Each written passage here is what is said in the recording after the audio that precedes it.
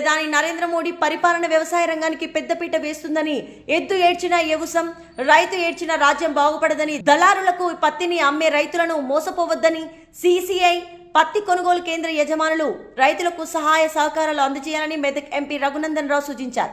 సిద్దిపేట జిల్లా గజ్వేల్లో సిసిఐ పత్తి కొనుగోలు కేంద్రం ప్రారంభోత్సవానికి ముఖ్య అతిథిగా పాల్గొన్న మెదక్ ఎంపీ రఘునందన్ రావు పత్తి నింపిన వాహనాన్ని డ్రైవింగ్ చేస్తూ కొద్దిసేపు సందడి చేశారు.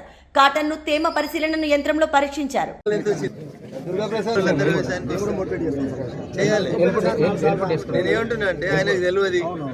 ఆయన కంప్యూటర్ లో బుకింగ్ చేసుకుంటే తెలియదు. పొలంలో పత్తి ఏరిండు, చక్కగా నీ గేట్ కట్టుకు వచ్చిండు. నువ్వు స్లాట్ బుక్ చేసుకోలే, రేపు రా ఎల్లుండి రా, నువ్వు రైతన్నను కోస పెడితే రైతన్న 3 రోజులు ఆడు ఉంటాడు, అది నానిపోతుంది 3 రోజులు. రైతన్నలకి సహకరించాలనేది ప్రభుత్వం యొక్క ఆలోచన. సహకరించాల్సిందిగా ప్రజాప్రతినిధులకి, రైతన్నలకి అందరికీ కూడా సవినయంగా అప్పీల్ చేస్తూ ఉన్నాం.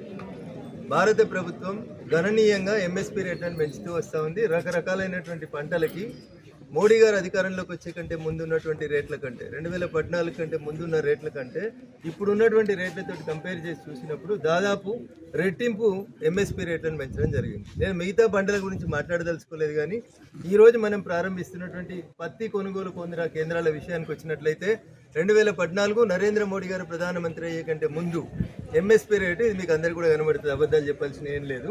నరేంద్ర మోడీ గారు ప్రధానమంత్రి అయ్యే కంటే ముందు లాంగ్ స్టేపుల్ కాటన్ బండిల్కి ఎంత ఉండేదంటే 4,000 నుంచి 4,050 రూపాయలకు పర్ క్వింటాల్ ఉంటుండే. ఇందాక ఒక రైతన్న అడిగిండు, అన్న మాకు రేట్లు తక్కువ వస్తున్నాయి, 6,000 ఉన్నాయి, 6,000 ఇస్తున్న రేట్లని అధికారులు గమనించాలి.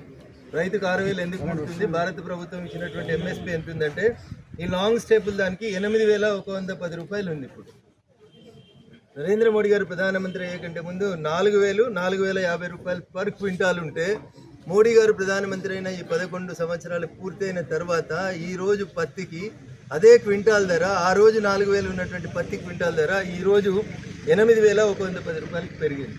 కాబట్టి దయించి దళారుల వ్యవస్థల్ని తగ్గించుర్రి, వచ్చే ప్రతి రూపాయి రైతన్నకు న్యాయం చేయాలని నేను 2 చేతులు జోడించి మా అధికారులందరికీ కూడా విజ్ఞప్తి చేస్తా ఉన్నాను. దళారుల పార్టిసిపేషన్ ఎక్కడైతే జరుగుతుందో అక్కడ రైతుకు అన్యాయం జరుగుతుంది. కాబట్టి పత్తిలో తేమ ఎక్కువ ఉందని గేట్ లోపల కొనుక్కోవడం, గేట్ బయట ఇంకొకరితో కొనుగోలు చేయించే కార్యక్రమం ఏమున్నా కానీ రైతన్నలు దయచేసి మీ ఎంపీగా నాకో, లేకపోతే ఇక్కడ ఉండే మార్కెట్ కమిటీ చైర్మన్ గారికో, ఆత్మ చైర్మన్ గారికో